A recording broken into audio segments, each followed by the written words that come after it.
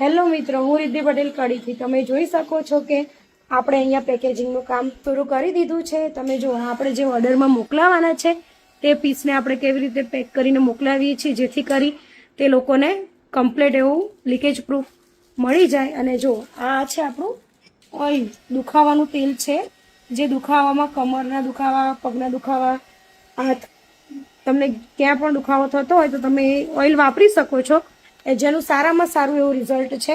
અને જો અગેન આપણી આ લીટર અને 500ની બોટલ તૈયાર છે.